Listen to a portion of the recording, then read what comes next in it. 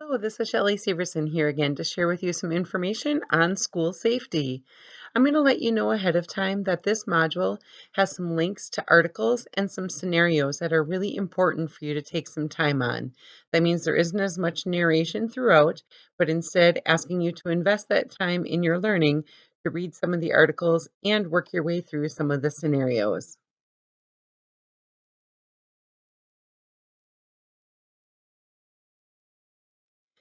Like I said, in this module, we're going to talk about school safety. And to be honest, in the not so distant past, I feel like this used to be a significant focus of our discussions, trainings, and parent communications. And then along comes a global pandemic to remind us that keeping our schools safe goes well beyond processes and procedures for visitors, locking doors, and intruder drills. This year, the concept of keeping people safe at school took on a whole new dynamic, and I'm guessing that you've likely heard more about COVID than you care to talk about. But before we dig too far into the content involved into what we used to focus our attention on in regards to school safety, I want to take a moment to draw some likenesses for you. Whether it's a threat to school safety in terms of a potential threat, an incident that involved the safety of any students, or whether you're instituting protocols to mitigate risk from a pandemic, your leadership is often defined by your ability to communicate throughout the process, communicating plans ahead of time, communicating to those that need to know during the incident in a timely manner, and then being able to effectively communicate the critical information once the situation has been resolved. And doing this in a timely manner is more often what makes or breaks the community's faith and trust in your leadership and the work of your organization. I will tell you that the timely part in a world of social media is often a losing battle. But we know this ahead of time, so how can we plan for that? For the purposes of our conversations in this module, we're focusing more on the traditional threats to school safety, what has happened in recent years regarding school safety, and what your role as a leader is throughout the process. I assure you, you'll be thrust into a crisis of some sort much earlier on in your leadership role than you would have thought. And the more tools you've honed beforehand, the more prepared you'll be to communicate throughout the process. Please take some time to read through the articles that are linked above. They both come at the idea of intruder drills from just a little bit different perspective. And then consider, why do you think it's important to consider the same topic from different lenses? And I would offer that as you are in a leadership position, you are constantly going to be surrounded with people who view the situation through different lenses. The more dynamic of background information you have, and the more different lenses you can view a situation through, the more appropriately you'll be able to communicate with those individuals. Most of us can see both sides of an argument. In my time as a principal, I remember having to walk the halls and unlock the doors after classrooms had gone into lockdown procedures at that time, in which at that time it was more of the duck and cover. They'd go as quiet as possible, clustered under their desks or in the back corner of the room away from the doors and windows. And even though I was the one that made the announcement to start the drill, I had the keys that was unlocking the doors to release the students. It didn't matter. I found myself unlocking and opening the doors and getting wrapped up in the emotional intensity, because you can't help but imagine the weight of the situation if it had not been a drill and it had been real.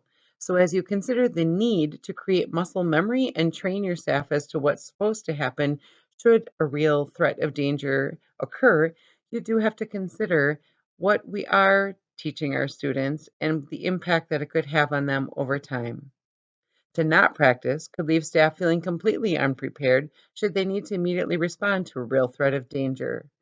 The rules have recently changed. Drills, whether fire or intruder, were required to be at least one time completely unannounced. As you read the second article, consider that, and consider the communication strengths it would take to come out of that situation. This slide is really pretty self-explanatory. Please take the time that you need to look for your school safety plan. Each district was required to put something in writing that can be shared in regards to their response to different crises.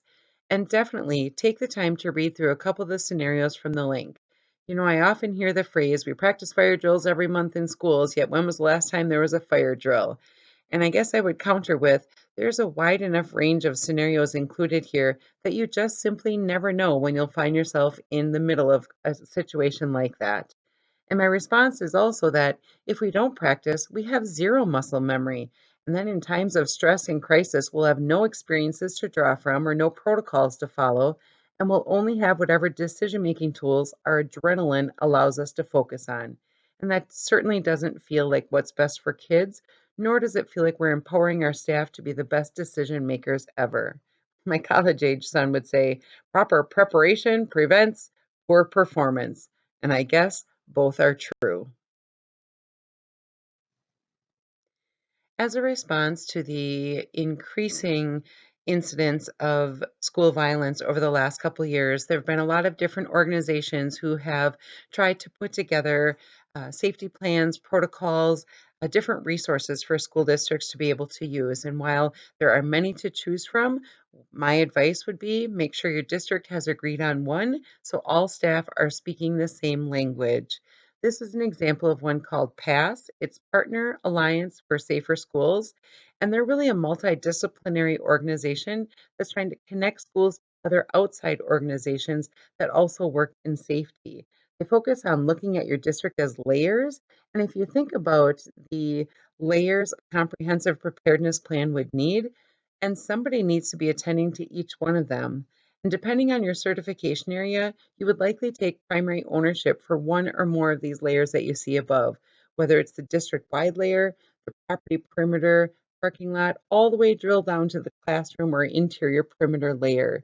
You can see that different individuals have different levels of responsibility depending on what their most immediate lens and their responsibilities are. In your planning as a district, one individual cannot possibly be the keeper of all of the knowledge, but when you're considering your training and you're trying to decide who needs what, it may help to consider who lives on each one of these layers. And if they live within that layer, they likely need training to know what their responsibilities and decision making authority is within that layer. And of course, there needs to be a district wide team that understands the connectivity and the interplay between all of these. But don't bog down the whole system thinking everyone needs every detail. It helps staff feel empowered to understand the big picture, yet they don't all have to live there and feel they are responsible for it. The PASS safety guidelines also includes a checklist if you're interested in going through and reviewing your schools. It's a very nice template for you to start some initial analysis of your area. As I said before, there are several companies who have worked to become experts in school safety and have worked to create some comprehensive packaging or programs to ease in the training of all school staff. This type of training is not something that feels natural to some teachers. They feel very uncomfortable with the idea of being faced with this kind of a threat. However, speaking the same language as our local law enforcement and as our regional neighbors who've all agreed to use Alice really helps to make it feel a little bit more natural into the work we do. And using our county authorities as partners in this has also helped us a great deal. And as I was thinking back, this was a significant training and an investment quite a few years ago back in our district. And as I was prepping for back to school PD this year, I realized we hadn't talked about this type of school safety at all. COVID really had taken over it all. And so, whether it's ALICE training, PASS training, or whatever language your district is using, this is a topic that needs to be included annually in your training and professional development. There's never a shortage of topics that need discussing with your whole staff. And I know those professional development minutes are being competed for from all those other initiatives. And sometimes we feel like we just did this. But we also have to remember that we hire new staff each year, making sure they know the expectations in their role and speak the same language when it comes to school safety and security is an absolute must in today's world. Perhaps your school was the recipient of one or both of the school safety grant rounds. This entire program was the result of the massive activism and call to action when the rate of school shootings was disturbingly on the rise. The funds were sufficient enough for many districts to make some real progress, whether they were updating their facilities, they were providing significant amounts of staff training, creating some alert systems to partner with their local law enforcement. Some were facility updates to regulate visitors. We purchased a film for our entryway windows that's not bulletproof, but it slows down any potential intruder to increase the opportunity for law enforcement to arrive. As a part of the training, we worked with our local sheriff's department on the threat assessment protocol. If you haven't had the opportunity to participate in one of the threat assessment protocol processes with a team, it is really a great process. Whether you always use the full formal process or just do it a couple times to train yourself, it's incredibly thorough and a useful tool. Unfortunately, last year we went through a really bad spell of bomb threats being written in different areas of our middle school. Thankfully, none of them were credible, but it happened way more often than it should have. And I know what you're thinking. It felt like I was back in high school myself when that first became a thing. The difference between now and then is that if my principal saw that written on a desk or a bathroom stall, I firmly believe he would have washed it off and told whomever reported it to get back to class. Sadly, in this day and age, we cannot ignore any perceived threat. I'll say that again. We take all threats seriously and treat them as if they're urgent and imminent. Throughout those many investigations and finally an expulsion hearing, we partnered with local law enforcement. Sadly, we utilized thousands of dollars worth of community resources in bringing in the authorities for searches, explosive sniffing dogs, metal detectors on some of the days, and the list could go on and on. Again, you must take all threats seriously.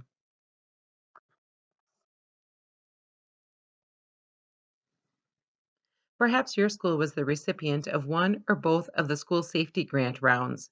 This entire program was the result of the massive activism and call to action when the rate of school shootings was disturbingly on the rise.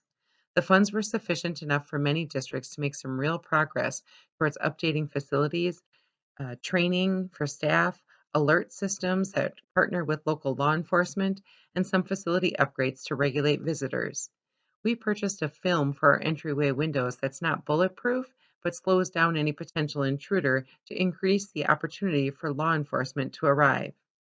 With this grant, it created annual training and reporting requirements for all districts. As a part of that training, we work with our local sheriff's department on a threat assessment protocol.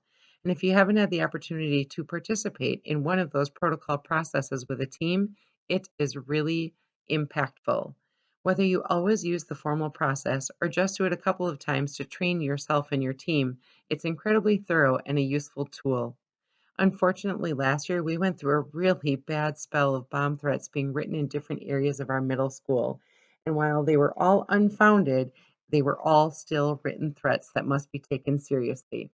I know, it felt like I was back in high school myself when writing bomb threats first became a thing. The difference between now and then is that if my high school principal saw that written on a desk or a bathroom stall, I firmly believe he would have washed it off and told whoever reported it to get back to class. In this day and age, we cannot ignore any perceived threat. I'll say that again. We take all threats seriously and treat them as if they are urgent and imminent.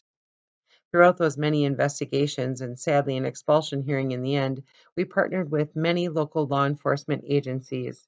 Throughout the course of four different written threats, we utilized thousands of dollars worth of community resources in those processes, in bringing in authorities, explosive sniffing dogs, metal detectors for some of the days, and the list could go on and on. You must take all threats seriously. Another outcome of this work is the fact that we are all now mandatory reporters of any threats of school violence. That is also something that you need to make sure you reinforce and remind your staff on an annual basis. When you consider the physical safety within our schools and classrooms, you're short sighted if you don't also consider the rest of the picture. We talked about school safety grants as a direct reaction to the disgustingly reoccurring mass school shootings in the nation. And in the wake of all that work, we've also seen a significant increase in grants available for mental health services, a whole new priority in trauma informed practices, the emphasis on social emotional learning along with the academic. All of this trying to get at the root cause of the school safety challenges, as opposed to putting band aids on the problems when they occur. If we only look to punish those that issue threats and are disengaged and disenfranchised from school, we're missing the boat and the potential to significantly impact some of our students that need us the most. The concept of restorative justice instead of traditional discipline is a fantastic step in the right direction. For so many years, educators have been talking about Maslow's hierarchy of human needs. If we're not creating schools in which our students and staff, at a bare minimum, feel safe, the academic rigor and expectations are going to be a serious uphill climb. How safe do you feel in your district? As a leader, how do you work to make sure your students feel safe in your hallways? And perhaps most importantly, how do you make your staff feel safe in the work they do? If they don't feel safe, you can't expect them to help students feel valued and safe either.